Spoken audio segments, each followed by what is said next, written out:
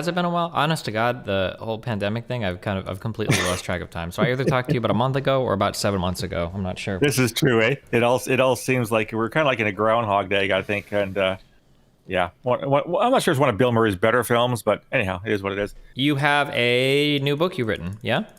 I do, yeah. So it's my sixth book in 6 years. My kids tell me on a regular basis, they say, Dad, we love you to bits, but you clearly suck at retirement. Because I've been retired for 6 years, I've written 6 books. So this one, I'm not sure how many of your followers are Canadian, Steve, but this is an actual history of terrorism in Canada since our founding as a country, almost a full century after you guys gained your independence. Mm-hmm. But it's told through the perspective of the people that actually worked in counterterrorism. Mm-hmm. So it's not an academic book. It's not a history per se. It's actually talking to people who did investigations, recruited human sources, did surveillance, all that kind of stuff. And it's called The Peaceable Kingdom. Now, the only thing is it's self-published, which means you kind of got to get it through me and my website. But yeah, it was a lot of fun talking to my former colleagues who kind of just, wanted to tell their story because, you don't hear a lot from intelligence folks. I'm not sure. It's better in your country than it is in mine. I mean, every time I turn on the news, there's always an ex-FBI or ex-CIA guy talking to the media. Yeah. Up here, no one who worked in the business talks. It's really, really rare. So I wanted to tell their story for them, tell all of our successes and the occasional failure when it comes to terrorism. But yeah, it was a labor of love because I worked at the security service when many of these cases were unfolding, so I had a lot of my own personal memories. But it's really cool to get the experiences of the men and women who actually, worked at the coalface for as long as they did. And and all of these people are local, like Canadian intelligence organizations and everything, yeah? Yeah, so either intelligence or law enforcement. I did talk to a couple foreign people that agreed to talk to me about what was like working alongside of Canadians, because as well as I do, there's a lot of sharing that goes on in this business. Obviously you guys in the States are our biggest partner, always have been and always will be. But when you're working in terrorism and you get some wanker who decides to leave your country, go to Afghanistan, it helps to have allies around the world to figure out where he is, what he's doing, and to get to him before he starts killing people. So yeah, but mostly Canadians, yeah. Yeah, for sure. Yeah, Canada, the U.S., Australia, New Zealand, and the UK are the Five Eyes. Yeah, Five Eyes countries. So for the sharing of intelligence for a lot of things, and counterterrorism included, I imagine. Yeah, since the Second World War, it's by far it's kind of the gold standard in terms of intelligence sharing clubs, and it makes sense, right? We're all English speaking, we all have the same culture more or less, kind of the same history more or less, and we kind of understand each other. So when you get around the table, there's not a lot of kind of awkward silences. Whereas if you I remember dealing with the Russians after the wall fell, and we actually had them part of it. If you remember, the G7 became the G8. We brought Russia in. We thought we could make the Russians play nice. Look how that worked, right? It was kind of a different. There's a different mindset. They just don't have our shared sense of looking at the world. Sure. So it depends. The more Western the country is, the more they kind of get it. You're dealing with the Pakistanis or whatever. It's just it's a different view on things, I guess. Not that you don't talk to them, but it's just a little more difficult. Yeah, and then all of this has to do with counterterrorism pertaining to terrorist attacks within Canada, or Canadians that blew shit up abroad. So we've had an unfortunate reality, just like you've had in the States. A bunch of Canadians thought that joining ISIS was a really good idea in the 2010s. And killed dozens of people in Iraq and Syria and Bangladesh, in North Africa. And so it was anything that basically either happened here or Canadians that went abroad and did something. And, at the end of the... Something I'm really curious about, just on that note. So I know that Muslims across Europe were recruited into ISIS, and now you're telling me Muslims in Canada were recruited into ISIS. I feel like it must have happened in the U.S., but I feel like if it would have happened, I would have heard so much about it.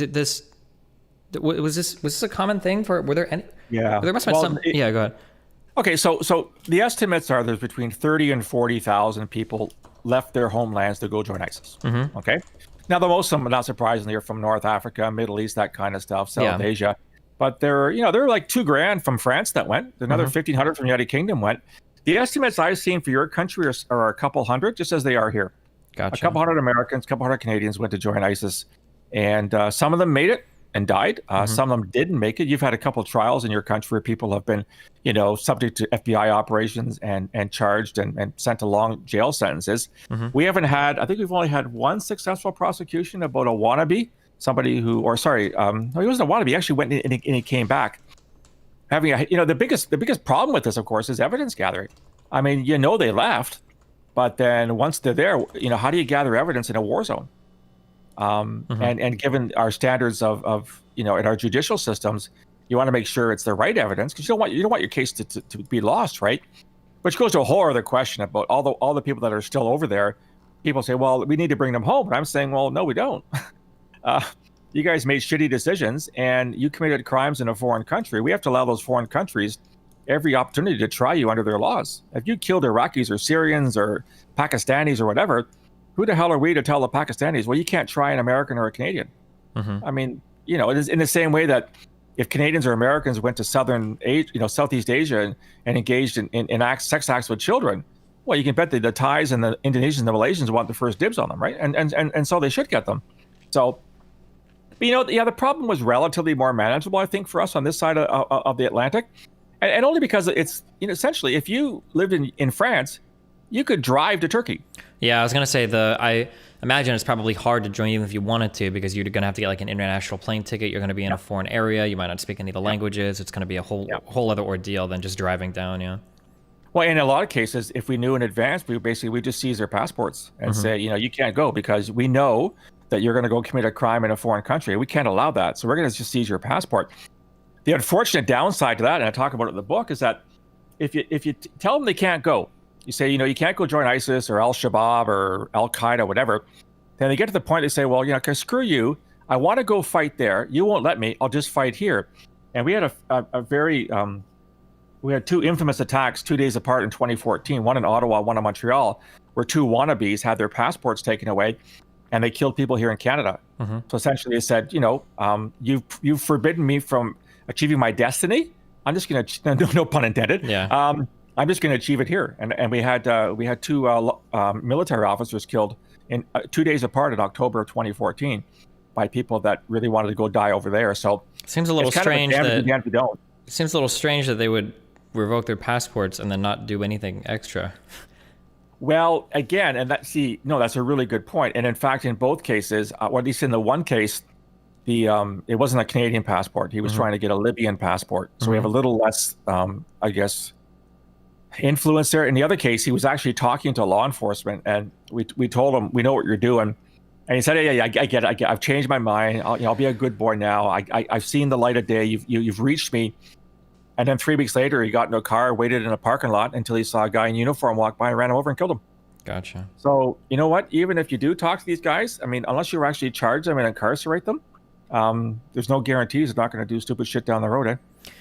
Yeah, that's true. I wonder also if, I can't speak to how it worked in Canada, but I know in America, there are weird things where like, it's relatively easy to no-fly list somebody. Like I think if the FBI or some intelligence agency has a suspicion, they can no-fly list you, but that doesn't mean that they have enough to actually like charge you with anything or bring you in. Yeah. So they might have enough to no-fly list you, and then you go and you kill a bunch of people, but they didn't really have enough to do anything to prevent you from doing that. That's a really good point. I think it's even easier in your country to lay charges than it is in Canada. I think we have a hell of a time doing that. And then the other problem we have is that, so where I used to work for the security service, we don't collect evidence, we collect intelligence, where it's law enforcement, in our case, the RCMP, Royal Canadian Mounted Police, which is the national police force. They collect evidence, and there's a big difference between those two, whereas in your country, the FBI does evidence right from the get-go. So if the FBI has enough information, they can go and lay charges. If the information that we have is solely intelligence derived, that can't be used in court. It's not robust enough to go to court with. So we might be in a case where we have lots of information on, Phil Gurski, but it's not strong enough to constitute evidence, and therefore it won't go to court, and therefore you're not going to get any charges laid. Yeah. So it's a real tough one to, this isn't easy stuff. It's all, and then of course you've got the whole, in your country, First Amendment, in our country, the Charter of Rights and Freedoms in terms of freedom of speech, right? You can say an awful lot of stupid shit and not be arrested for it and not be charged for it. And I think we certainly saw that, right? With we talk about the whole far right thing in your country, which of course is now it's kind of the soup du jour, right? Everyone wants to talk about the far right. An awful lot of things that strike us in Canada is kind of skirting that line between legal and illegal are completely legal in your land, and because of your very strong First Amendment. Yeah, so a lot of your crazy conservatives have started to come down here. Or not started to, but they have. I know we've got, pretty sure Stephen Crowder came from you guys, Lauren Southern, Jordan Peterson. Not to say that all these people are the same. Sorry. That's one of our biggest exports. Eh? We figure let's just send them to the Americans so they won't be a pain in the ass here. Stefan Molyneux, yeah, you guys really. But sorry about that. Our bad.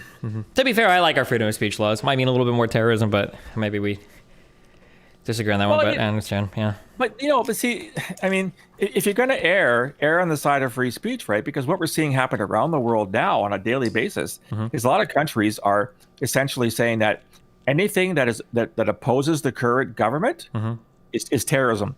Sure. So Turkey is saying that if you don't support Erdogan, you're a terrorist. If you don't support Putin, you're a terrorist. If you don't support Mugabe, you're a terrorist. And a lot of countries are suspending all kinds of open media, social media, and news sources because they're basically in opposition to the governments, and they're changing laws to say that essentially you're a terrorist. So we don't want to go to that extent at the same time, right? But I think in countries like yours and like mine, where we're liberal secular democracies, it's probably a better thing to allow more to happen than less to happen. The real challenge is, as I said earlier, where do you draw that line, right? Yeah, because you don't want people to die, you don't want people being killed. But it's a tough one, and essentially what it comes down to is it's this case by case basis. There's no pattern to this. There's no rubric that you can apply, and you just trust that your law enforcement intelligence agencies have enough information on which to make the right decisions. And even that's a whole other ball of wax. I mean, one thing that people don't talk about is that the vast majority of people that say stupid shit online never do anything. Yeah. Right? They don't pick up a gun. They don't pick up a knife. They don't get into a van and drive down, a busy street in Charlottesville or whatever, and knocking over protesters. So the challenge then becomes how do you weed out the wannabes from the real ones? Yeah. Even the vast majority of radicalized people don't do anything, right? Yeah. It's Exactly. just the minority, the minority. Yeah. Yeah. In all my time at the security service, we had legitimate investigations based on our legislation, but like maybe 5% actually ever did anything. Doesn't mean you wasted your time with the 95% because you have to figure out who they were and what they're, whether they had the intent or the capability.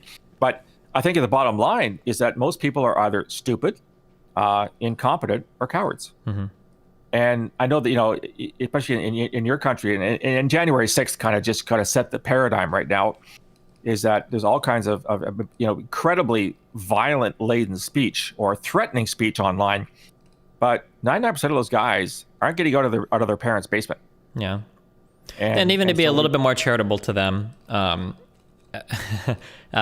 would say that a lot of it can just be like hyperbole and anger online too, right? Like it's easier to write online like, oh, I'm going to go bomb someplace or whatever without really ever actually wanting to do it. Like it's just a tweet made. It's attention seeking in some ways too. And, you get your retweets and everything. Yeah. But it can be hard to figure out that there is some percentage of these people that's serious, but how do you ever discern one from the other, right? Well, exactly. You don't want to come in overbearing, because if you do, then you look stupid and you start violating people's, constitutional rights out of our countries. But then if you get it wrong, people say, well, why did you get it wrong? And the one thing we've learned in security intelligence and extensive law enforcement as well is that you're only as good as your last failure. Yeah. Because nobody really cares when you get it right. They just really care when you get it wrong. And this is, I've been really following the debate in your country over January 6th, and everyone's saying, intelligence failure. This was not a failure of intelligence. The intelligence was there. It was a failure to act on it. And I don't think I'm disclosing any state secrets, Steve, but your former president wasn't exactly someone that wanted to crack down on far-right extremism. True. So the messages that were being given weren't being listened to. Yeah, I might fight with you on this a little bit. I wanted to buy that narrative a lot because it was attractive to me, obviously, because I absolutely fucking hate Trump.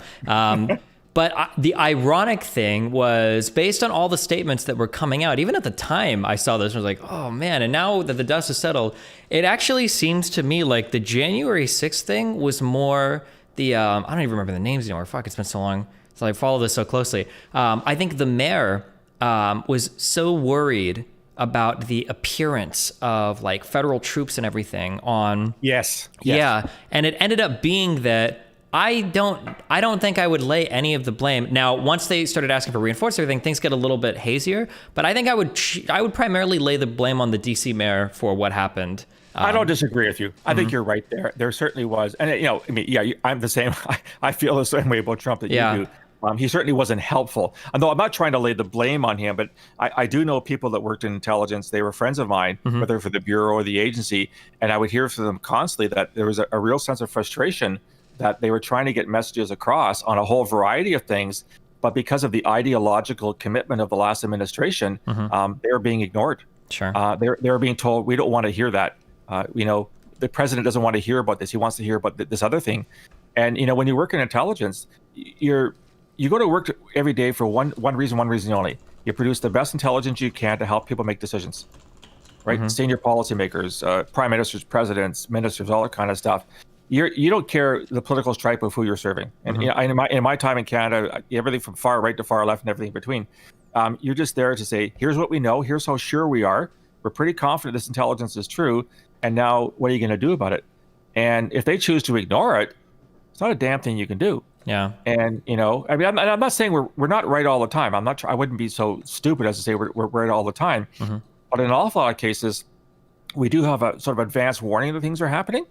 And you do your best to get that message to those who need to hear it in a timely fashion.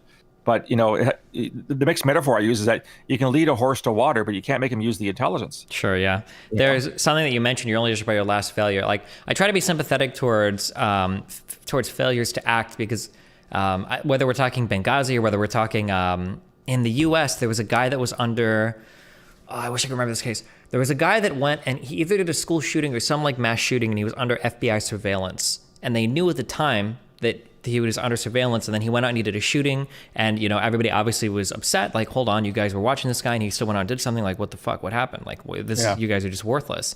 But then, like, I noticed, because then I try to pay a little bit more attention, every single time afterwards the FBI would like make a move on somebody. It's like, okay, well, hold on, he made threats, blah blah blah. People were like, well, hold on, this guy just made a threat on Twitter, like, this guy was just memeing right now. Like, come on, like, is this really like that serious? But everybody has 20/20 hindsight, like, you might have some guy that's tweeting like, I hate people that play X video game, I'm gonna kill them all, blah blah blah blah blah, and everybody looks like it's a meme. But then as soon as the guy goes out and does it, people are like, look at this guy's Twitter feed, obviously he was dangerous. What's wrong? It's like, damn, like, that's really hard to determine before they actually commit the action.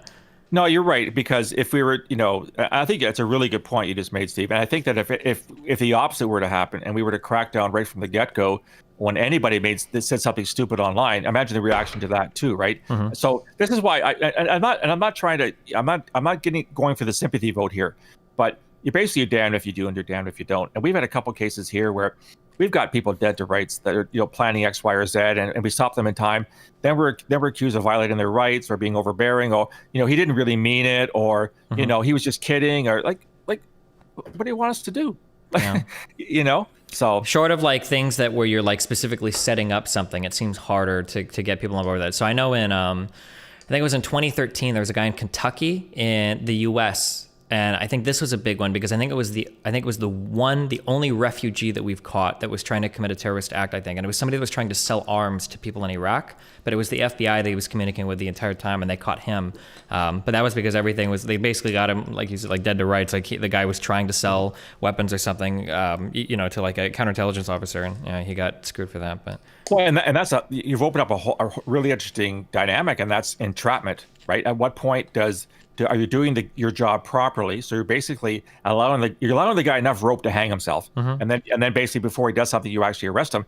We had a famous case here, also in 2013, of a young couple on the West Coast in Vancouver who wanted to blow up a Canada Day celebration on July 1st, and they had been inspired by the Boston Marathon bombers. So they researched pressure cooker bombs, all that kind of stuff, which apparently doesn't take a rocket scientist to build. And but they were basically being followed by an RCMP agent. So he was kind of their go-to guy. And then so they were arrested. Of course, the bombs were neutralized. They didn't work. They were arrested. A jury found them guilty. And then a judge said, no, this is entrapment. And the charge was thrown out, saying that, in the absence of the RCMP agent, they wouldn't have done this. And I actually testified in that case. I said, how do you know that? What if it had been an RCMP agent? That's significantly different than how entrapment works in the U.S. How does entrapment, what is considered entrapment in Canada? Well, in this case, they said these people couldn't organize a piss up in a bar, and had it not been for the influence of the RCMP agent, this never would have happened. In other words, they claimed the RCMP created the plot and got these two hapless fools to buy into it. Therefore, they are entrapped by law enforcement. Interesting. So in the United States, the way that it's supposed to work is it only counts as entrapment if you wouldn't have done it anyways. So like if an agent, well, so the way that it works is that like if an FBI agent were to concoct a plan to like, hey, like we're going to sell drugs to a whole bunch of school kids. If he walks up to you and he's like, hey, you know, we've got this whole ring set up to sell drugs to school kids. Do you want to join in on it? If you say yes, then you can get dinged for that in the U.S. So it doesn't count as entrapment because you willingly, you know, signed up for a plot. Even if they set everything up, if you willingly join up to do it, you're still breaking the law. Now, if an FBI agent were to walk up to you and be like, hey, you're going to come help me sell drugs to kids, or I'm going to beat the shit out of you, or something really bad is going to happen to you. Well, now it's entrapment because now you're being pressured into doing something that you wouldn't have to otherwise. That's my understanding of the U.S. of how it's supposed to work. Yeah. Well, I think that's what the judge found in this case is that she basically saw these two people, and then they were reformed drug addicts and all kinds of stuff, and they were living on welfare, blah blah blah. And she made the decision that there's no way in hell that these people have the capability of doing this. And I argued, well, again, you don't have to have a PhD in chemistry to build a pressure cooker bomb. You don't have to have a PhD in history to understand Islamist extremism. And yet she said, well, I'm not convinced that these people were capable or willing. But again, where do you draw that line between people who express a desire to do something and then basically are? So the way that I try to express, okay, so you say the RCMP agent was, led them by the nose. He was responsible. What if they found somebody who wasn't under our control, a person that wasn't an agent? Yeah, exactly. This is why it shouldn't count as entrapment, because if somebody else had set everything up, then they would have just went through with the crime, right? Like, well, yeah, exactly. Yeah. No, we see things differently in my country. I mean, there are times. I mean, I'm a very proud Canadian. I never want to be anything else, but sometimes I just shake my head at some of the things the judicial system does up here, and I think it's because we're kind of naive. You guys are a lot more. And let's face it, you guys had 9/11. And that as an incredible blow to your psyche for such a long time. I always say that we're still living in a post 9/11 period. It may be dissipating a bit, although 20th anniversary come up this September. I think it had a tremendous effect. And so throughout the 2000s and 2010s, can you name a single case that failed? A terrorism case in your country? I don't think there were any.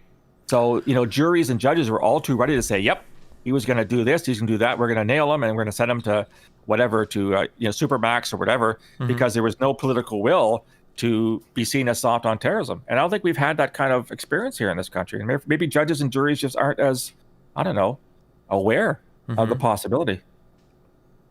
Man, I'm sorry. I'm just reading this because I try to be fair, because I don't know, especially with you working in intelligence, I don't know if you would be a little biased on this, but this sounds wild to me. I'm gonna have to read more on this. I can't understand. So apparently they had been making threats at a mosque first, violent threats at a mosque first, and that's why... And the judges threw it out because they were like, they don't think that without an external force, they wouldn't have been able to. That's wild to me. So essentially, you find people that are making a threat of mosque. You go up to them and it's like, yo, I've got this plan to set up some pressure cookers. You guys want to take these down and go do another bombing? They're like, hell yeah, let's do it. And then the judge throws that out saying you entrapped them. That sounds wild to me. I can't. Yeah. That's really, really, really weird. Okay, that's very interesting to me. In actual fact, Steve, I worked on this case right from the get-go, and what you said, so that's obviously you found that in open source. So I don't have to betray any secrets here. But we were aware of these people were saying stupid shit in mosques and that kind of stuff for a while, and that's why it became a really good case, because we were able to penetrate them with an agent at a very early stage. So you had control of the situation so there was never any risk to the public. So the pressure cooker bombs were inert. In the same way, our famous case, the Toronto 18 back in 2006, they got 3 tons of fertilizer. It was kitty litter. We substituted kitty litter so they wouldn't be able to hurt anybody. So you guys, you were able to get these guys to plant. So I'm reading this, planting homemade bombs outside a government building. You had them all the way to the point where they actually planted what they thought were bombs. And then try to detonate it, and it didn't work. And they walked. That's insane to me. Wow. Okay. Jeez. Yeah. Well, why don't you come north, Steve, and try to set our judges straight? Oh my goodness. My understanding is that, and I could be wrong, but I read so many legal people talk, because entrapment is supposed to be a really misunderstood thing in the U.S. I'm almost positive that under U.S. law, entrapment means that they have to force you to do it. If they present you the opportunity to commit a crime and you jump on it, it doesn't count as entrapment in the United States. Well, in actual fact, in this case, if you read more about it, the agent gave them ample opportunity to back out. Are you sure you want to do this? Are you sure you want to do this? Are you sure you want to do this? How wait, yep, do you? Yep. The defendants also demonstrated that they were not very intelligent. So is that a good excuse to? Oh, no shit, Sherlock. They weren't the sharpest pencils in the box, right? But boy, if we start judging people guilty or not guilty based on intelligence, we're gonna have a bunch of empty jails. I think there aren't a lot of bright lights in jail, right? Yeah. You can't use that as an excuse for unless you're mentally incompetent. That's a whole other thing. Whole definition. We had a guy that walked into an armed forces recruiting center with a knife and started slashing people, and he was found not guilty by not mentally competent. Again, I'm not a psychiatrist. I'm the last guy. I don't want to rule on this. Yeah, we can move on. This is wild to me. The judge noted that while the couple does adhere to extremist views that advocate violence to send political messages, police overstepped the bounds of their authority. Oh my God. Okay, welcome to our world.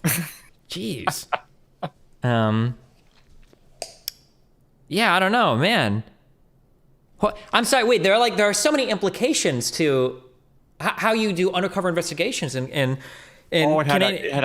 because in the United States we do so much like this in terms of. So there's a really famous case in the United States of a woman. I don't know how police set this up, but a woman basically contacted a man to murder her husband because she wanted out of the relationship. But the guy that she contacted was an undercover agent, and he worked with her the entire way to set up the assassination. And they even got the point to where they faked the murder scene. Like they had police lines where they blocked off the house, and then the woman went in for questioning, and she was crying, and then eventually they revealed, like, hey, we've got tapes of everything. We know that you set this whole thing up or whatever. I wonder if in Canada that would get thrown out as entrapment because the police officer would have been the quote unquote assassin or something. I don't know. Well, I think in this case too, it varies from judge to judge, right? So for whatever reason, like I said, they were found guilty by jury, and it was the judge that said, "I'm going to set aside this ruling, this guilty verdict by the jury, because I have serious issues with it." So she threw it out, and then the British Columbia Court of Appeals backed her and said, "Yes, this was entrapment." And so these people are basically they're free. So they, and I don't know. I mean, I don't want to go there, but I'm smelling a lawsuit down the road of unfair treatment or unfair attention or something. But we do that a lot here in Canada. We pay these people.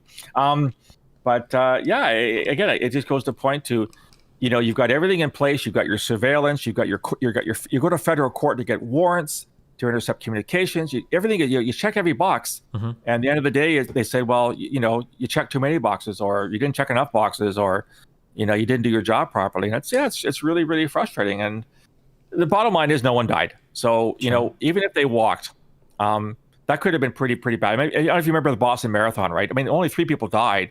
Like 250 were wounded by shrapnel when those things went off near the finish line of the Boston Marathon. This was going to be on Canada Day in the afternoon. Would have been in BC the legislature's in Victoria on Vancouver Island. This beautiful legislature, beautiful lawn. There would have been all kinds of kids and families there enjoying Canada Day. I mean, who knows what the death toll would have been or the injury toll. So even if these people got out on a technicality, call it, no one died and no one got hurt. So I guess you got to be satisfied with that at the end of the day. Yeah. Okay, so recentering. We're strayed quite a bit off. So you wrote a book relating to how Canada investigates using counterintelligence for terrorist activities committed by Canadians abroad or committed on Canadian soil. What's the name of your book? Wait, where's the link to where we can buy this? Just so I can start. Oh, it's called The Peaceable Kingdom. That's an old word that refers to Canada. So it's on my website. So borealisthreatandrisk.com is the website. It's real cheap because it's self-published. And it's been selling really well, actually. I think I've sold more copies of this book in a month and a half than I have of my first 5 books in 5 years. Oh, geez. Well, nice. All right. Yeah. And you know what? For me, this was a bit of a, this is my 6th book. I like to use a lot of hockey metaphors because I'm Canadian and because I'm a goalie in hockey, although not a very good one. So this book is the goalie's book. So it's the 6th player on the ice, the goalie who stops the pucks from going in the net. This is my tribute to the men and women who stopped pucks from going in our net over, the past 153 years. Gotcha. Let's see. So I don't want people to not buy the book because we spoil it, but if you had to list or think of a couple of cool examples of here are some things that you probably don't know about a Canadian counterintelligence operation. What do you think are don't give away the most surprising stories in the book, but what do you think is a surprising thing that a lot of people wouldn't realize? The very first act of terrorism in Canada took place before we were 1 year old as a country. It took place in Ottawa in 1868, and one of our what we call our Fathers of Confederation was killed by an Irish terrorist. And that was in the wake of here's something to enhance bilateral relations, Steve. In 1866, a bunch of Irish Americans called the Fenians invaded Canada to put pressure on Britain to give Ireland independence. And so they crossed the river at Buffalo, and they got halfway up the Niagara Peninsula before they were beaten back by a bunch of British militia and students from the University of Toronto. But they wanted to basically take over Canada, which would force Britain to grant Ireland independence. But so 2 years later, one of them assassinated this guy 1 block from Parliament, shot him and killed him. And that was the first act of terrorism in our country. And it was less than a year after we became an independent nation. Gotcha. Well, so there you go. You know what? There's a lot of things that don't make the headlines because they don't go anywhere. And the book talks about talking to people. I remember a case that I worked on where there's this guy, fairly young guy, saying stupid shit online. So we decided to go knock on his door and say, hey, we're from the security service, and we've heard from a reliable source that this is what you're saying online. Basically you want to scare the shit out of someone, right? Yeah. Like, if the FBI comes knocking at your door, you're probably going to pay attention. Yeah, I've had a few of these visits, so yeah, go ahead. And they say, okay, this is your friendly security service saying that you might want to think twice before you do anything dumb. And so I don't. To me, I think it's a good tactic, especially early on, if someone's just kind of dipping their toe in the water. And so this guy said, yeah, I get it, and he kind of stopped doing it. And then, interestingly enough, 6 years later, guess who comes back on the radar? Same guy. Exact same guy. He didn't listen. He listened to us for a little while, and then 6 years later decided, yeah, nope. I'm going to go back to what I used to do. I have no idea whatever happened to him, but I think what this points to is that there are no guarantees in this business. No matter what you do, it's really, really hard to get some people to disavow themselves of this kind of ideology. Sorry, go ahead. Yeah, okay. Or sorry, I didn't mean to cut you off. I was just going to ask, do you guys segregate your intelligence agencies out between like foreign and national surveillance and everything too? So kind of like how we have like the CIA and then the NSA and then the FBI. Like, do you have like different... Okay, so we have an NSA equivalent. It's called CSE, so Communications Security Staff. I actually worked there for 17 and a half years before I joined the security service. We don't have a CIA. Believe it or not, Canada is the only member of the Five Eyes that does not do overseas foreign intelligence. Gotcha. I know. Don't get me started. It's a big debate in this country because Canadians are too goddamn polite. So we don't have a CIA equivalent. And so where I used to work in the security service is kind of like the FBI, but it's not law enforcement. So what happened is in the early 80s, we decided to differentiate law enforcement from security intelligence, kind of what the Brits did. So the Brits have MI5, okay? This is the British Secret Service, Security Service rather. That's what CSIS is in Canada. And then we work with the law enforcement, the RCMP, when it goes from intelligence to possible criminal acts. The RCMP has to do their own investigation to actually get enough evidence and lay charges and arrest people. So we don't have a CIA equivalent in Canada and probably never will. In fact, there's this when CSIS was created in 1984, people were so paranoid about Canada being perceived as having spy service, they put this clause in the CSIS Act that says, oh yeah, you guys can collect foreign intelligence, but only within Canada. I mean, who else says that? Like, I mean, it's foreign intelligence for a reason, right? It means it's outside of your country. But we don't collect it in Canada. In the USA, does the NSA have the ability to levy charges? Do you know? No. Okay, no. gotcha. And NSA cannot spy on Americans in the same way that CSE can't listen in on Canadians. That's against your constitution. That's against our charter. So you have to get a warrant to intercept communications in both our countries. So the Signals Intelligence Agency is limited to listening to foreigners. So of course, NSA is Fort George Meade in Washington. They got listening stations all over the world. They can gather up as much as they want, but they can't listen in on American conversations, or Canadian, or British, or Australian, or New Zealand. So the Five Eyes can't spy on each other. That was the agreement that was made after the Second World War. But we can spy on everybody else. But yeah, there's really very strong things in place to make sure that we're not violating constitutional rights. Gotcha. And I don't know about the FBI, but like warrants are not handed out like candy. You've got to really show to a judge that you deserve this. This is extraordinary power for the state to have. And you have to demonstrate, like up to yin yang, that you need this power to prevent something bad from happening. And I know from experience, I mean, I never applied for a warrant myself, but I had many friends who do. And if you're not on your game, The judge says, "Fuck off. I'm not giving you a warrant. You have to come back and show me that you need this, because I'm not going to grant you this power, because it is a very, very intrusive power, and you got to prove to me that you need it. And if you can't prove it to me, I'm not going to give it to you." Which I think is good. I think it's the right thing to do. Mm-hmm. Yeah, I think for that, I think you're talking about like in the U.S. it'd be our FISA courts, basically, right? Yeah, FISA warrants. Yeah, mm-hmm. yeah. But it's not a slam dunk by any stretch of the imagination. Mm-hmm. So, but you look at our history. I mean, yes, we're the Five Eyes, but there's incredible cooperation, and always has been. I look at the amount of sharing that these 5 countries do, and it's absolutely phenomenal. I mean, there's very, very sensitive information that is shared amongst these 5 partners. And again, it speaks, I think, to the fact that we trust each other. This is a well-established alliance that's been going on now for 75 years. Mm-hmm. And during the Cold War, by the way, did you know the Cold War started in Canada? I did not know that. In September of 1945, after we won the war, and Joe Stalin was our best friend, a cipher clerk at the embassy, the Soviet embassy in Ottawa, defected, and he told the RCMP that the Soviet embassy had been spying on Canadians for 20 years. No one knew that, and that's the start of the Cold War. Crazy. I did not know that. Hold on, wait. Okay, because I see a couple people in chat are posting. Okay, so the FISA warrants in the United States have an incredibly high approval rate, and people tend to cite that as trying to imply that FISA warrants are basically just rubber stamps.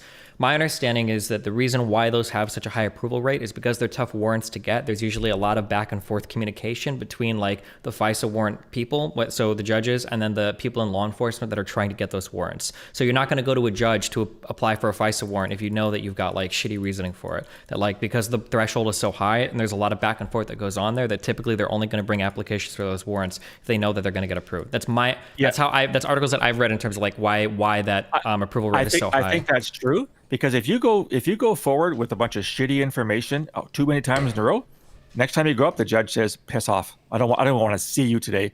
So you don't want to get on a judge's bad side by wasting his or her time. Mm-hmm. So you make sure you've dotted all your I's, crossed you dotted your I's, crossed your T's, because you want to show from the get-go that yes, you've done your homework and that you've looked at all the cases and the reasons why.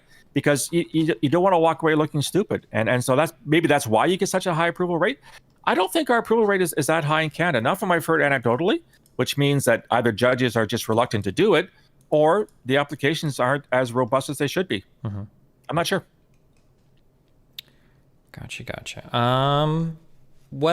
So coronavirus lockdown time seems like a bad time for terrorists. How have they been doing over the past year? Feels like in a lot of countries you're missing out on a lot of opportunities for big gatherings or anything.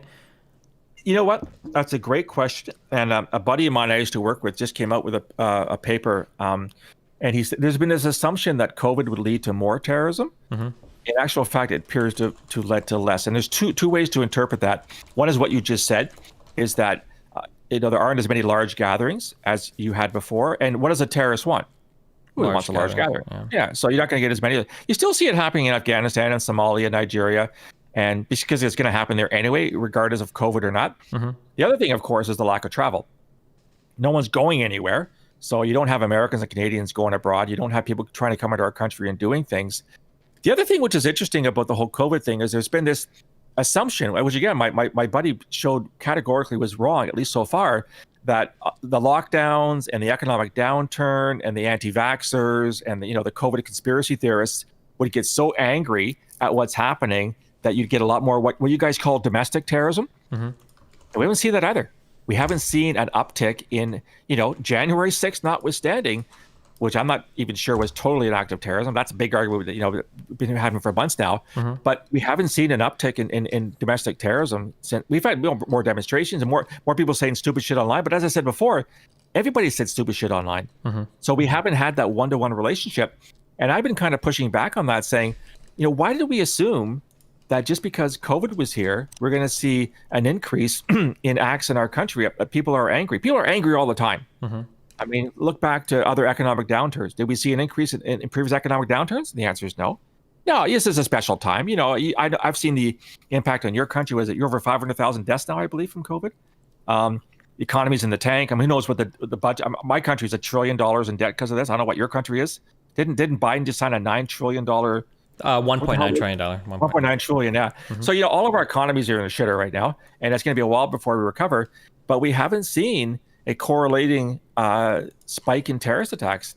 And I'm not surprised at that, because, again, I think the bottom line, and for everyone that's on the live stream today, people have to realize that in Canada, United States, thankfully, terrorism is a blip. It's a rounding error in terms of criminal behavior in our countries. Now, if you're in Afghanistan or Somalia or Nigeria, it's the opposite. It happens all the time. I tweet daily about attacks in Afghanistan and in Somalia and Nigeria. In our countries, it happens very, very rarely. You guys you had a big mass shooting or something last year, didn't you? Right? You got like AR-15s banned or some crazy shit happened. We had a guy that basically borrowed an RCMP vehicle, an RCP uniform, and shot 22 people out east. Yeah, but we wouldn't call that terrorism. Like his motivation wasn't terrorist. He just wanted to kill people. In the same way, if you want to talk about the guy, the so-called incel guy in Toronto who was found guilty on all 26 counts, he wasn't a terrorist either. He was a mass murderer. He fantasized about setting a record for mass murders. Mass murderers unless they're terrorists. Do you guys have a stringent definition of terrorism in Canada? We do. Stringent up to a point. So according to the criminal code, an act of terrorism is a serious act of violence, either planned or executed for political, ideological, or religious reasons. That's what the criminal code says. Now, define ideology. Yeah, or political, right? Define political, right? In the end, the guy in Toronto was essentially a bit of a loser, and he'd been fantasizing about Columbine and what was that one in Connecticut, Sandy Hook?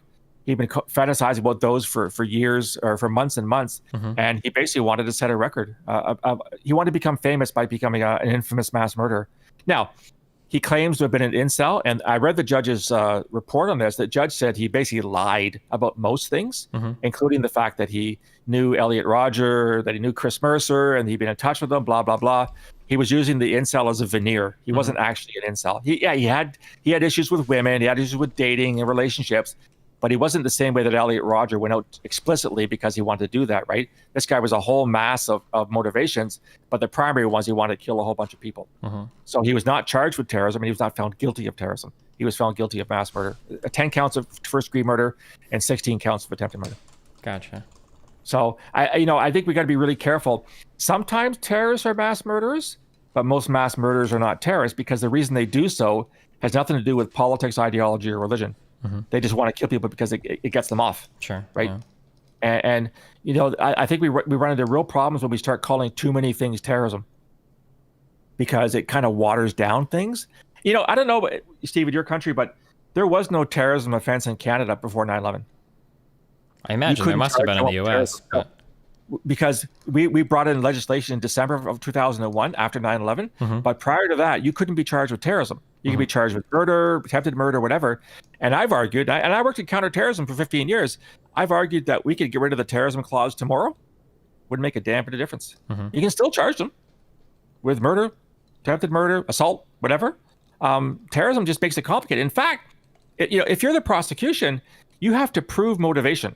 You don't have to prove the act. If I catch you with a knife in your hand and a body at your feet, I kind of know you killed the guy, right? Yeah. How do I know why you killed him? Unless you tell me, or unless you have a manifesto like Anders Breivik there in Norway with his 1,500-page manifesto, who's the guy in 2011 that killed those kids at that island. So why complicate things by seeking motivation when you can get an easy verdict, guilty verdict, on the act itself? Something to think about, right? Yeah. I don't know. We seem to go back and forth a lot on like arguing what the definitions of terrorism is, or what counts as a terrorist attack, or what counts as a terrorist organization, or stuff like that. Yeah, and I've seen a lot of conflicting stuff thrown around where some people are like, well, if it's terrorist, it has to have like foreign funding or foreign influence, or I've heard your definition as well, where it has to have like that's where your country went for the longest time. And I think January the 6th is changing the dialogue in your country. But prior to that, to be terrorism in the United States, it had to have a foreign link. If the link wasn't there, it wasn't terrorism. They called it something else, and which is a kind of an artificial distinction, isn't it? Like, why does the foreign link have to be there? Who cares? It's all about the motivation. The problem is, as you said, last time I checked, there's over 200 definitions of terrorism around the world. Yeah, it's a really inconsistent thing. Yeah. Yeah. I mean, the UN has one. You guys have one. We have one. Academics have one. Law enforcement has one. The EU has one. Yeah, it's a real dog's breakfast of definitions. And I think it just complicates things too much. Where it's outlived its usefulness. I mean, I get it. I get 9/11. I get the impact that's had. But you could, I mean, had those guys survived, you could just as easily have charged them with 3,000 counts of first-degree murder, right? Yeah. You didn't have to charge them with terrorism. I mean, anyhow, but it's an emotional thing. But people just can't agree on the definition, and that really muddies the waters when you're trying to actually prosecute somebody. Mm-hmm. So I'm not sure it's all that necessary anymore. Yeah. I just don't know. Yeah. The only thing I could possibly think of, like, that I wouldn't, maybe a terrorist charge, like, gives you the ability to do a bigger investigation or indict more people or something. I don't know, but it might. Yeah. But what I found interestingly in my country is that being found guilty of terrorism does not lead to a significantly longer sentence. Mm-hmm. So the guy that walked to a mosque in Quebec City in 2017, he killed 6 people at prayer. Mm-hmm. He wasn't even charged with terrorism, despite the fact he definitely had some far-right extremist leanings. Mm-hmm. He was charged with terrorism, and he pleaded guilty, and he got 40 years in jail, which is pretty significant in Canada, trust me. Mm-hmm. So we didn't need to go down that terrorism road. And we have an interesting case that's before the courts now of a guy after that Manassian guy in Toronto. He stabbed a woman in Toronto, I think last year, killed one, wounded one. He was arrested, charged with murder. And then 3 months later, they changed the charges to terrorism. And now they're going to have to prove that he did it for terrorist reasons. And I'm not sure they're going to get there. Sounds really hard. Yeah. Yeah. So. Well, damn. Yeah. Well, I was actually going to ask you. I'm not sure how to pose this question, but there's an awful lot of talk in your country, and I see that you host people all the time, and sort of in this regard, this notion of domestic terrorism, right? Far right terrorism. Like white nationalists and Proud Boys and Oath Keepers and Boogaloo Boys and all this kind of stuff. Mm-hmm. I've seen a lot of people say that this is kind of the new priority, and that we should actually stop caring as much about other forms of terrorism, what you would call normally foreign terrorism, so like ISIS and Al Qaeda, that kind of stuff. Mm-hmm. And I get real worried when I hear that, because it's true, especially in the United States. I think there's a real concern about the far right. Mm-hmm. We certainly have seen a lot of action that is, certainly is violent in nature. But when you look at it beyond your national borders, 99% of all attacks that are carried out in the world aren't carried out by the far right. They're carried out by jihadis. They're carried out by Islamist extremists, whether it's Afghanistan or Pakistan or Somalia or Democratic Republic of Congo or Mozambique or Nigeria or Mali. I think the list goes on and on and on and on and on. And I'm wondering, why is everybody so insistent that that's kind of like yesterday's problem? Well, I think that because when you think about domestic terrorism, at least in the United States, I think it's more considered to be a far right problem, that we don't have much jihadi terrorism or ISIS terrorism going on U.S. soil anymore. No, I don't disagree with you. What I'm worried about is that people are now extrapolating beyond that and saying that, the number one priority for law enforcement, security, intelligence should be the far right, meaning we should take resources away from the other guys. Mm-hmm. And there's one thing I know: when you take resources away, that's usually when something bad happens. Mm-hmm. When you shift from A to B, usually it's A that blows up next. Oh, sure. And the problem is that you've always got finite resources. And my worry is that in a COVID period where you're gazillions of dollars in debt, do you think that the FBI and CSIS and are going to get more resources tomorrow? It ain't going to happen, because there are other priorities. You got to get your economy going, for Christ's sake, as we do here in Canada. So my fear is that you're going to put more and more burdens on your law enforcement and security services, but not give them more money and resources to do it, which means they're going to have to make choices about who to follow. Let's not even get into foreign interference and foreign espionage and cyber attacks, which are happening on a daily basis, right? Whether it's the Chinese or the North Koreans or the Russians, but yeah, I mean, when you work in this business, I mean, that's what, when you go to work in the morning, you got like 9 balls in the air and you can only juggle 2. So which 2 do you choose that day? Yeah. So the worry would be that if we are doing, if we start increasing surveillance on like far right groups in the U.S., that perhaps it gives the opportunity for jihadists or somebody to come back, maybe. Yeah. But I don't think on the other hand, I'm not saying you shouldn't increase resources. And I think the United States is an outlier in this way. Mm-hmm. Maybe Germany too. Germany's got a significant problem with this. But most other countries that I've seen, I mean, I would still say that the vast majority of our citizens who think that terrorism is a good idea are still leaning more towards the jihadis and not towards the far right. But you've got to figure a way to do the two simultaneously. Mm-hmm. And then to throw something else in the mix, what about the far left? which is a whole contentious issue, right?